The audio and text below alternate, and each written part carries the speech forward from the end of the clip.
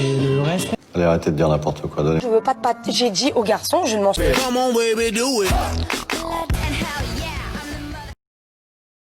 Bonjour à tous, moi c'est Lucie, informatrice jeunesse au centre social Espace Carnot.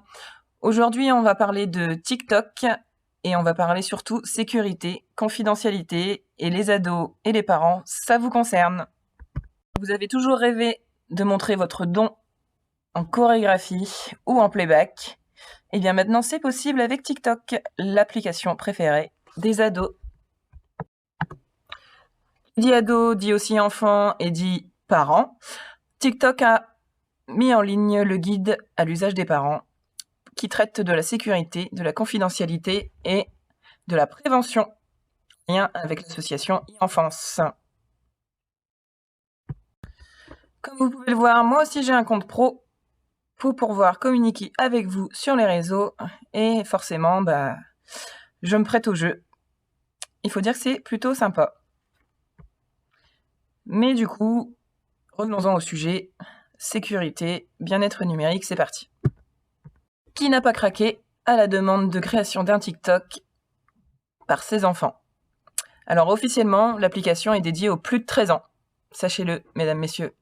TikTok, c'est un peu comme une ville numérique, clairement. On peut trouver énormément de choses, énormément de gens et les dangers qui vont avec. Et pour ça, il y a ce qu'on appelle les paramètres de confidentialité pour pouvoir gérer, vous en tant que parent, à qui votre enfant pourra parler ou non, qui pourra le contacter, qui pourra le voir sur les réseaux. Est-ce que ce ne sont que ses amis ou le monde entier? Là est la question. Difficile de faire la part des choses quand le réseau social a pour but aussi de se mettre en avant et développe parfois un narcissisme assez important chez les jeunes, et pas que. Alors, à vous parents d'être attentifs et d'être vigilants à ce que peut poster ou à qui peut contacter votre enfant.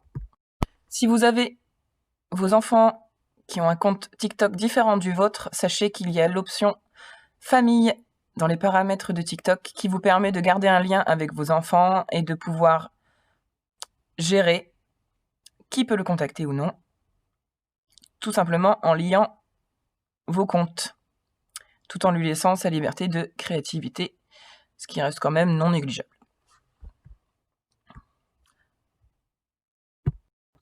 Une autre option non négligeable sur TikTok, c'est celle du bien-être digital qui est très peu et trop peu connue. Les parents, vous pouvez avoir accès au temps d'écran de votre enfant sur l'application par le biais d'un mot de passe secret, évidemment, qu'il ne connaîtra pas. Vous pouvez définir qu'il pourra regarder 1 heure ou plus ou moins, ça c'est vous qui gérez avec lui selon son âge, d'aller sur TikTok. Parce qu'effectivement, l'addiction aux écrans, ça arrive à n'importe quel âge. Nous avons aussi le mode restreint qui vous permet en fait de gérer les contenus visibles par vos enfants. Et oui, parce que sur TikTok, il y a de tout et pas forcément pour tout le monde. Alors, pour protéger au mieux vos enfants, voilà le petit conseil du jour. Bien-être digital. Et évidemment, n'hésitez pas à consulter le centre de sécurité qui est disponible sur votre appli, autant pour vous que pour vos enfants. Et vous pouvez retrouver effectivement les conseils de la communauté et toutes les questions possibles auxquelles vous auriez besoin de réponses.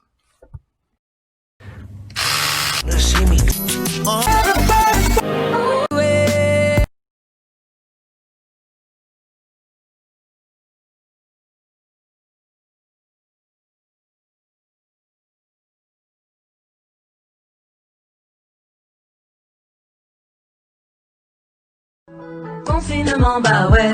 J'ai dit confinement, bah ouais. J'suis dans mon confinement, bah ouais.